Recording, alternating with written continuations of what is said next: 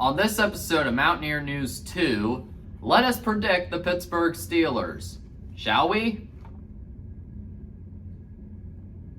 Hi, welcome back to Mountaineer News 2, the only channel for advice.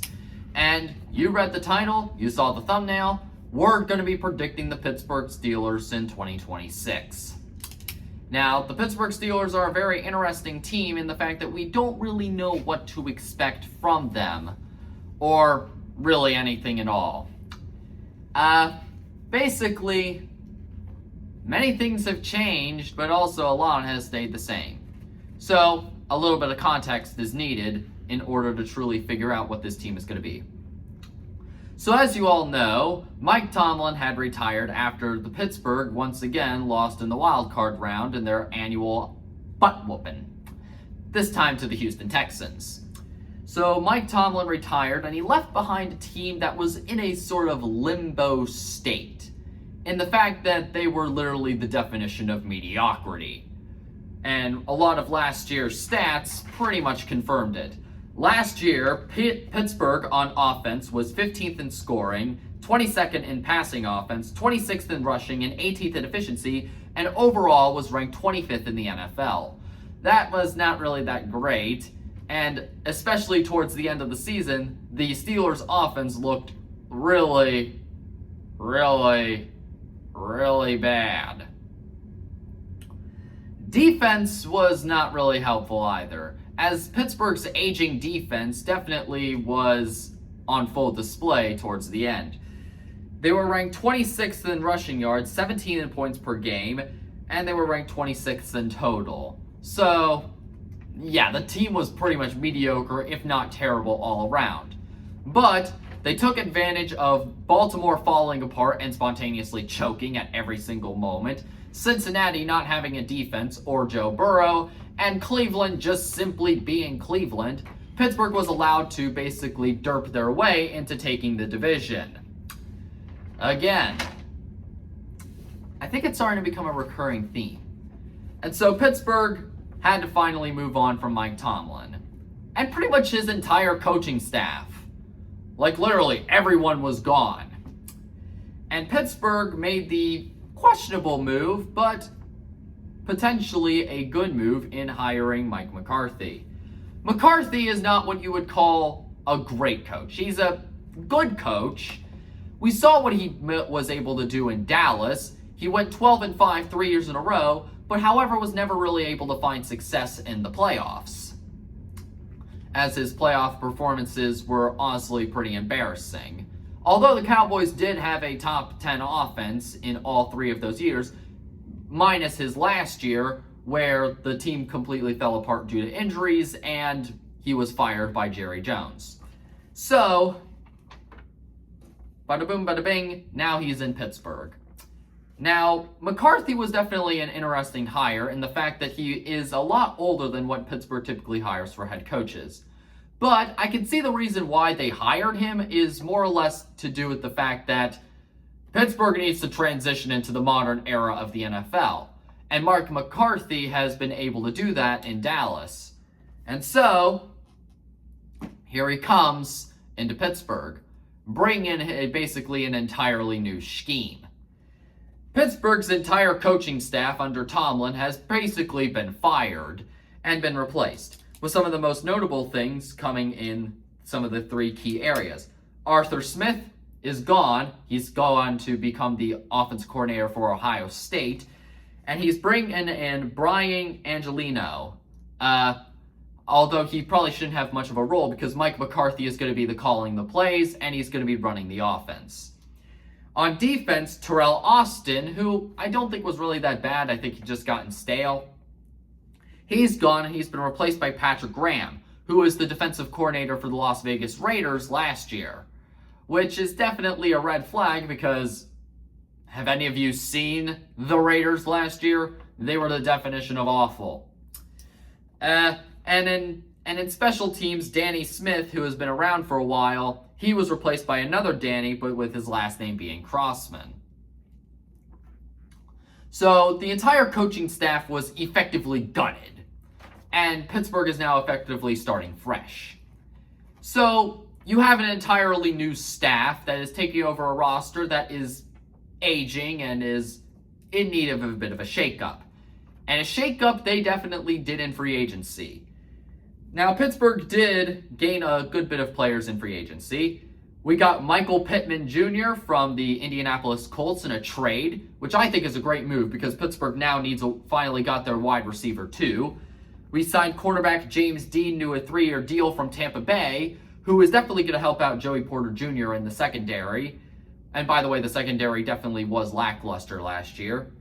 We signed running back Rico Dowell, who helped Carolina's offense significantly and helped get Carolina back to the playoffs, to a 2-year deal. We signed Sebastian Joseph Day from Tennessee, also on a 2-year deal. He's a defensive tackle.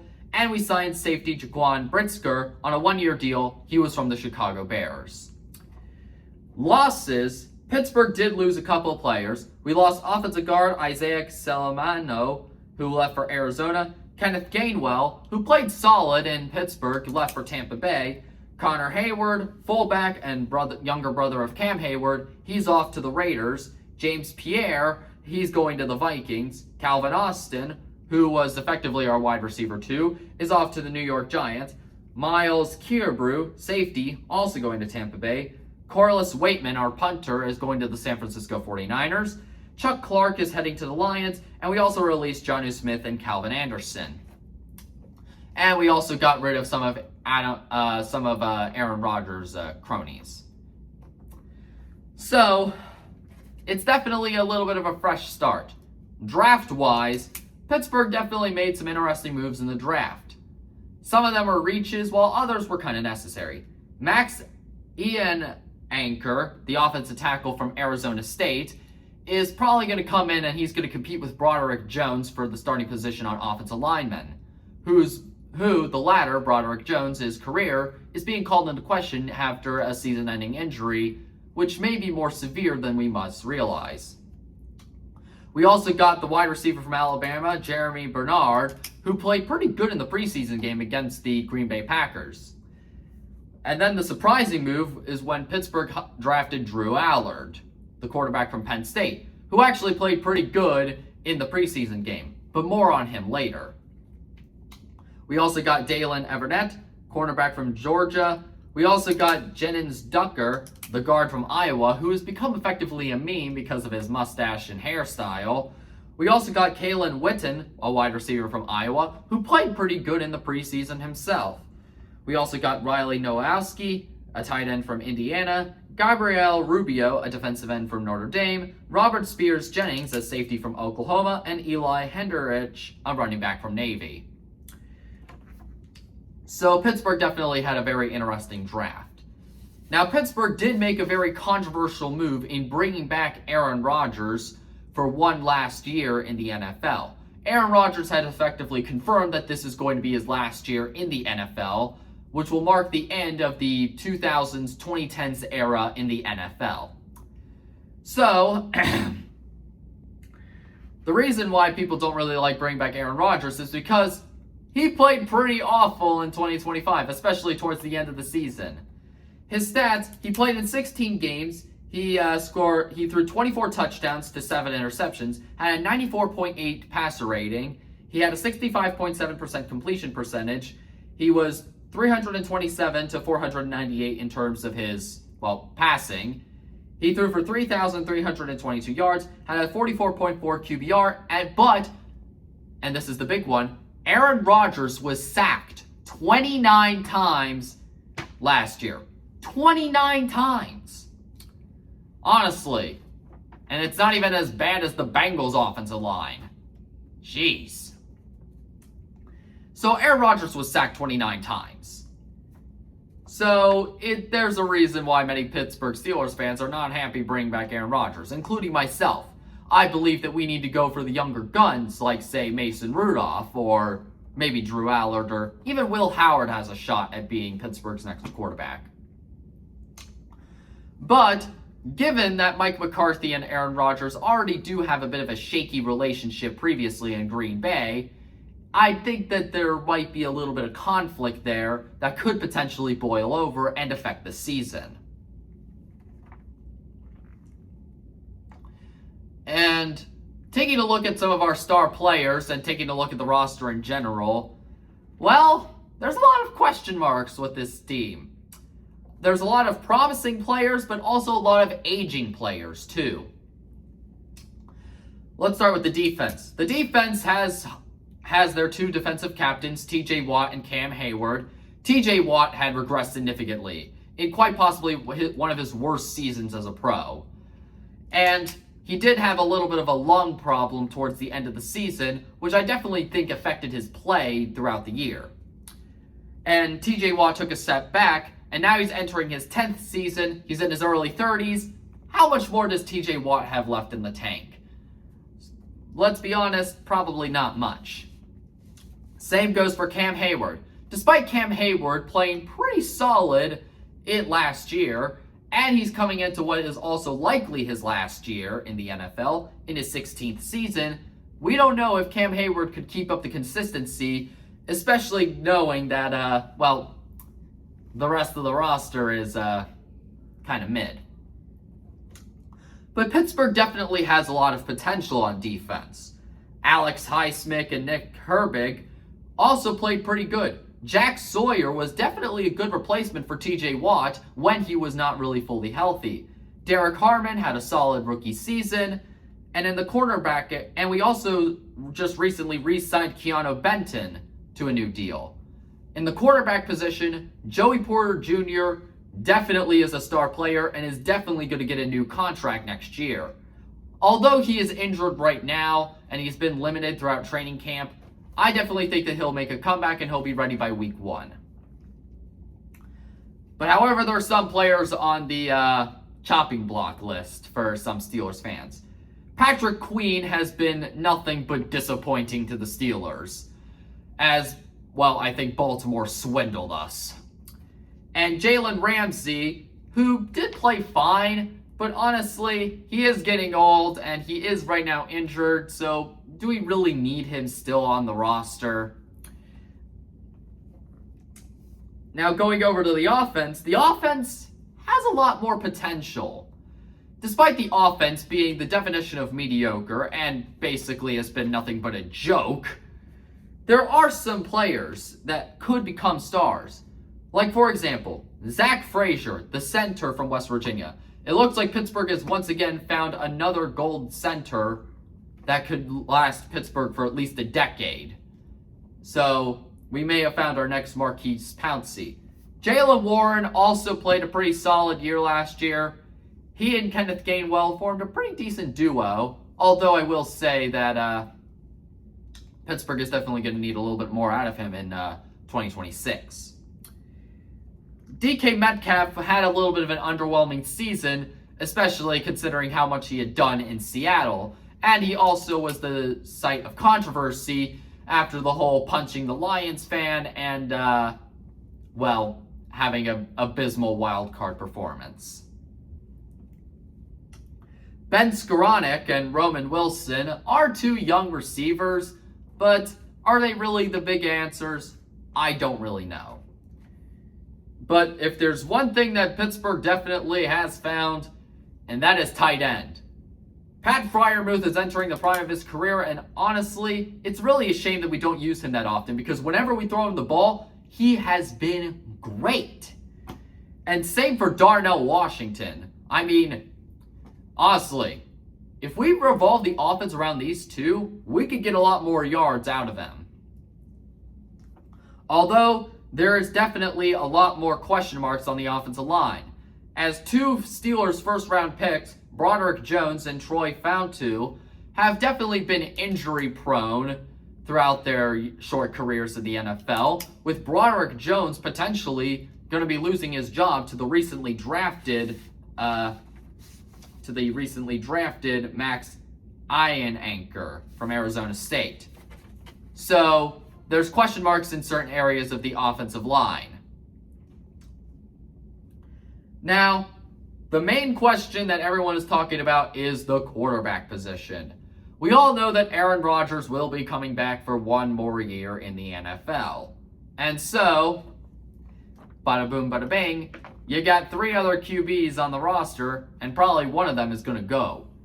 Mason Rudolph definitely has potential to become the future of the Pittsburgh Steelers because well, he's about, I think, 28 or 29, I could be wrong, and he definitely has shown promise, especially in those last 3 games in 2023 that helped Pittsburgh get into the playoffs and put up a good fight against Buffalo, even though Buffalo still blew us out. But that's aside from the point.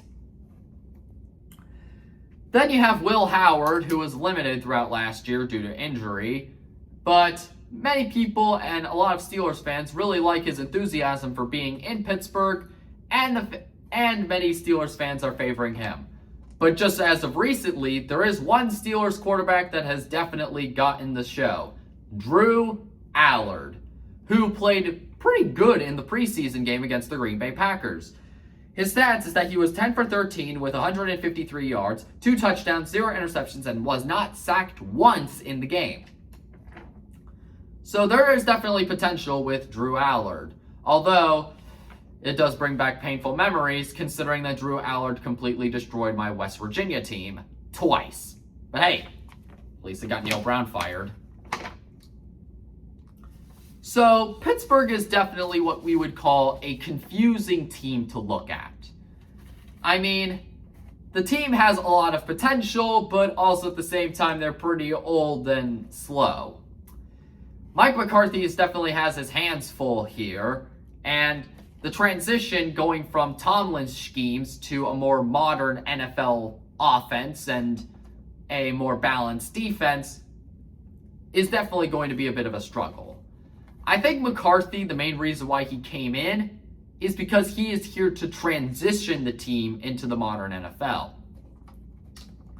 And taking a look at the Steelers' schedule, well, the Steelers' schedule is definitely a mixed bag. On the one hand, Pittsburgh does have easy opponents in the Falcons, Colts, Saints, and Titans, which I believe one of those games we're going to play down to our competition too, probably against the Browns once in the season. But Pittsburgh does have some hard opponents, like the Patriots, the Eagles, the Broncos, Texans, Jaguars. We have to play the Ravens twice, and the Panthers. And a mixed bag would definitely be Tampa Bay and Cincinnati. It would all depend on how those teams do. So overall, the 2026 Pittsburgh Steelers are definitely going to be one of the most confusing teams, but also the most interesting team because we don't really know what to expect from this team. Now, the AFC is definitely going to be marked by the elite teams in the NFL, like the Broncos, Bills, Jaguars. And Pittsburgh is still in that mediocre tier, and will probably remain in that mediocre tier until, well, things start clicking together. So, if I had to predict the Steelers' record, if everything goes wrong, Pittsburgh could finish with a 7-10 season. And that's just if everything goes wrong, the transition is not as smooth from Tomlin to McCarthy as people would hope, and probably just due to the age of the roster. But at best, Pittsburgh could sneak to 12-5, but that's just best case scenario. That's if everything goes right. But in my opinion, I think we probably will expect for a 4th year in a row, another 10-7 season. Not the flashiest season, but I think it's probably going to be a necessary season in order for Pittsburgh to transition into the modern NFL. But that's just me. What do you guys think? Well, leave your comments and your opinions, because I don't get many. So, yeah, I'm Mountaineer News 2, and thank you for watching, and, bye.